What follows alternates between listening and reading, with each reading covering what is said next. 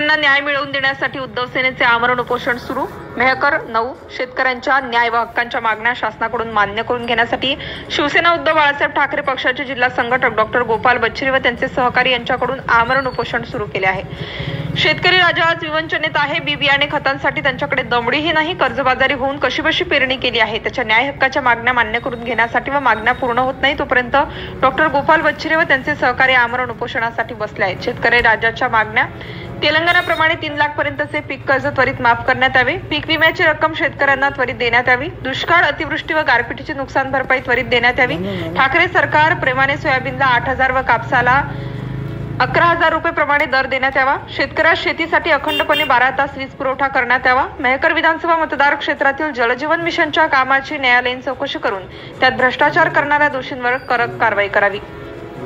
उपरोक्त शेतकरी राजा यांच्या संबंधित मागण्या तातडीने मान्य कराव्या याकरिता महाराष्ट्र शासन व प्रशासनाच्या निषेधार्थ शिवसेना उद्धव बाळासाहेब ठाकरे पक्षाच्या वतीने आजपासून तहसील कार्यालयासमोर आमरण उपोषण सुरू केले आहे। या उपोषणात शिवसेनेचे प्राध्यापक डॉक्टर गोपाल सिंग बच्छिरे, प्राध्यापक गणेश भोसरे, लिंबाजी पांडव, किशोरभाऊ गारोडे, संदीपभाऊ गारोळे, गजानन जाधव सर, श्रीकांत नागरे, परमेश्वर दहातोंडे, लुकमान कुरेशी, हेमराज शर्मा, साहेबराव हिवाळे, अमोल सुटे, गोपाल खोतकर, तानाजी अंभोरे, अजय बच्छिरे, बाबूभाई पठाण, फिरोज खान, साहेबराव पाटील, सुनील कमळे, किसनराव आघाव, अजय बच्छिरे आदी शिवसेना पदाधिकारी व शिवसैनिक बसले आहेत।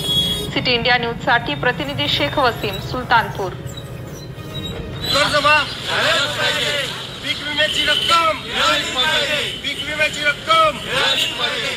दुष्काळ, अतिवृष्टीची नुकसान भरपाई,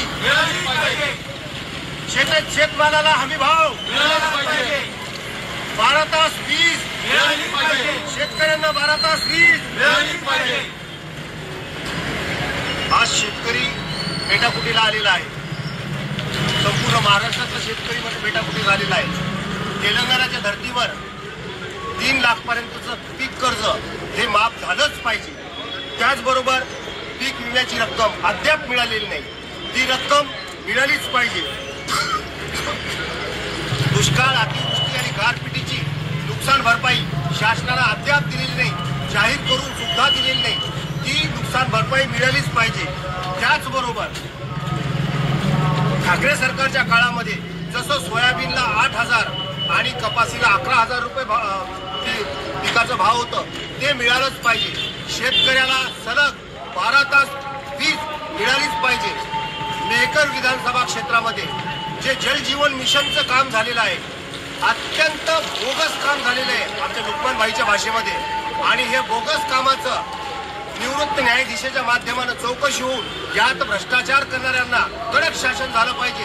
तोपर्यंत जर या मागण्या आमच्या मान्य नाही झाल्या तोपर्यंत आम्ही प्राणांतिक उपोषण म्हणजेच आमरण उपोषण करणार आहोत। आमचा प्राण गेला तरी चालेल, पण शेतकऱ्यांच्या या मागण्या आम्ही शासनाकडून मान्य करून राहणार। शेतकरी एकजुटीचा शिवसेना जिंदाबाद, शिवसेना जिंदाबाद।